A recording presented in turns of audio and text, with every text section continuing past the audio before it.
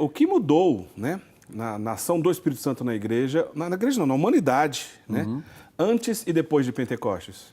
Pentecostes é a grande revelação do pensamento de Deus a respeito da humanidade. Veja, o grande revelador do Pai é Jesus. Disso nós não temos dúvida. A questão é a seguinte: as Escrituras dão testemunho de que Jesus, estando pessoalmente entre os seus, não gerou neles, até a ascensão, que foi o momento histórico em que se encerra a presença histórica, física ali de Jesus. Hora de pagar o Círio Pascal. Isso, a hora de apagar o Círio, né? Até ali, a ascensão, não há uma compreensão por parte dos apóstolos da missão de Jesus. Isso é importante ressaltar porque faz parte do mistério da Trindade. Jesus não se revela a si mesmo. Ele passa anos com os apóstolos, ele morre, ressuscita e mesmo depois da ressurreição os apóstolos ainda não compreendem. Isso você verifica de duas formas. Primeiro, o comportamento dos apóstolos. A ressurreição de Jesus não foi suficiente para tirá-los do medo e daquela paralisia. Eles permanecem sempre escondidos por medo dos judeus. Todas as aparições do ressuscitado dão conta de demonstrar isso. Então o ressuscitado entra no cenáculo e o texto sempre começa com o preâmbulo: estando as portas fechadas por medo dos judeus, Jesus entra. Estando fechado. Então veja, o comportamento dos apóstolos não mudou, mesmo com a presença do ressuscitado.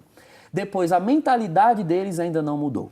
Os apóstolos tinham a mesma expectativa de todo Israel, de que Jesus era um Messias que viria para fazer a restauração de Israel enquanto nação política, uma restauração social da nação de Israel. Certo. E isso se encontra minutos antes da ascensão, quando os apóstolos perguntam a Jesus: Senhor, é agora que vais restaurar o reino de Israel? Atos dos Apóstolos 1, veja, o capítulo antes de Pentecostes. E Jesus diz: não compete a vós, né, saber o dia e a hora, os caminhos do Pai, os caminhos de Deus, etc. Então veja, até ali os apóstolos não compreendiam. Somente quando Jesus vai para o Pai, com a vinda do Espírito Santo, é que agora sim, graças ao Espírito Santo, os apóstolos e toda a igreja, os apóstolos, os discípulos ali reunidos no cenáculo, eles, a partir do derramamento do Espírito Santo que se dá em Pentecostes, passam a conhecer e entender Jesus e a missão de Jesus mais e melhor do que, inclusive, quando Jesus estava no meio deles. Veja que mistério. É o mistério da Trindade, a ação de Deus. Cristo veio para revelar o Pai, pregou, anunciou, realizou sinais, viveu com os apóstolos e nada daquilo, 3 anos de ministério, segundo os sinóticos, os evangelhos sinóticos, 3 anos de ministério só fizeram real sentido naquele dia de Pentecostes, com Jesus enquanto pessoa histórica, ausente, porém presente através do Espírito Santo. Então essa é a grande novidade. O Espírito Santo manifesta a igreja, dá vida à igreja. A igreja nasce de Cristo. Quando ele chama os 12, quando ele educa os 12, né? Nós costumamos dizer que o colégio dos apóstolos, o grupo dos apóstolos é o seminário de Jesus. É aqueles que ele chama e vai preparando, formando. Mas Pentecostes é a grande ordenação. É ali, em Pentecostes, que todo o ministério, todo o ensinamento de Jesus adquire sentido. É como se Jesus tivesse vindo e montado todo... Eu vou fazer uma comparação aqui, tá? Uma analogia, vou usar uma metáfora. É como se Jesus tivesse montado todo um circuito no coração e na mente dos apóstolos. Mas só no dia do Pentecostes é que ele liga o circuito na tomada. De que valeria um equipamento de som, né? Uma mesa cheia dos seus eletrodos, das suas placas, se não estiver ligada na tomada, sem energia passando, ela não pode cumprir a sua finalidade. A Pentecostes é o dia em que Cristo liga a igreja na tomada, né? Veja, ela já existia, ela já estava ali. Ele a fundou, ele a criou. Ela brota do seu lado aberto, na cruz.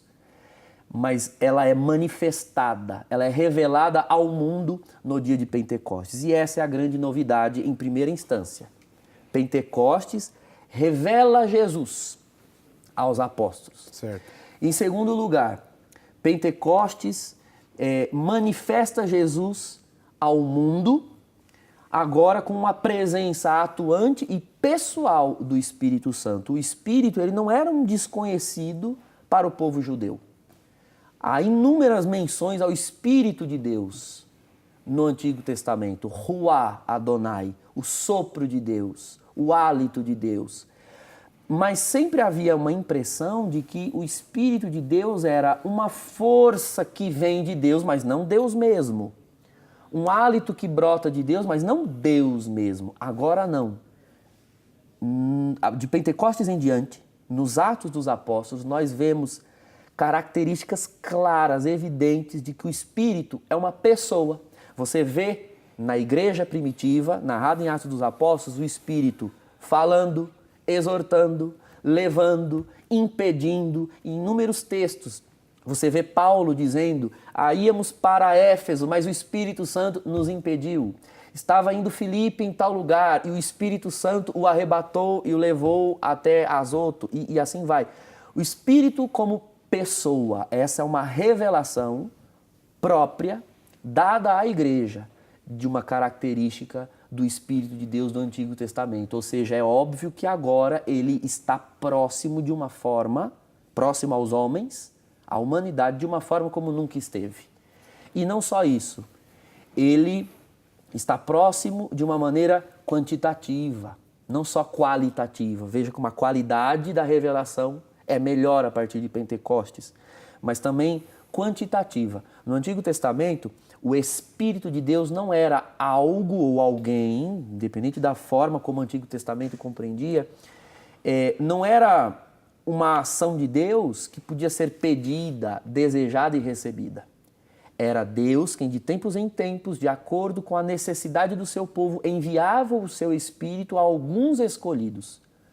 Então, enviou o Espírito para ungir e dar sabedoria aos reis, derramava o Espírito sobre alguns profetas, mas sempre o Espírito era propriedade de alguns poucos e eleitos. Havia uma promessa no Antigo Testamento, várias promessas no Antigo Testamento, de que haveria o tempo em que o Espírito seria dado a todos, que haveria um derramamento coletivo, um derramamento social, vamos assim dizer, ou seja, um grande número receberia de uma só vez. O mais próximo disso que o Antigo Testamento chegou foi no capítulo 11 do livro dos Números, quando Deus diz a Moisés que vai tirar um pouco do seu espírito e dar a 70 anciãos do acampamento. E esse espírito, segundo o texto, ele é dado, os anciãos recebem e passam a profetizar, mas por um tempo determinado. Esse espírito não se perpetua, na ação do Espírito. Mas havia profecias em Joel 3, de que o Espírito nos últimos tempos seria derramado sobre todo homem. Em Ezequiel 36, de que o Espírito seria dado ao homem para mudar o seu coração e fazer com que o homem obedecesse os preceitos de Deus. E, finalmente, todas as promessas de derramamento do Espírito Santo, que culminam na voz de Jesus. Ele é o último a prometer em João, no Evangelho de São João, capítulo 15 e 16, ele promete que ele enviará o Espírito da verdade, ele enviará outro Paráclito e, por fim, se cumpre em Pentecostes. E o Espírito Santo, a partir de agora, então, tem a missão divina, ou seja, ele é enviado pelo Pai e pelo Filho ao mundo, né? Você lembra que nós já falamos isso no programa passado? É verdade. Né? Ele procede do Pai e do Filho para a igreja, ele procede do Pai para o Filho, mas do Pai e do Filho para a igreja. Então, a missão do Espírito agora é revelar plenamente o Pai e o Filho. Você só encontra o Espírito Santo falando duas coisas no Novo Testamento. Quando o Espírito fala, segundo o apóstolo Paulo, ele diz: Jesus é o Senhor. 1 Coríntios 12. Ninguém pode dizer Jesus é o Senhor a não ser pelo Espírito Santo. E Gálatas capítulo 4. Abá, Pai. Esses são os gritos, esses são os clamores do Espírito na igreja. Onde o Espírito está, Jesus é reconhecido como Senhor e Deus é reconhecido como Pai, Abá. Ou seja, é o Espírito Santo quem torna Deus como um todo presente na igreja. O Espírito é o autor dos sacramentos. O Espírito revela a doutrina, a fé, toda a verdade dita por Cristo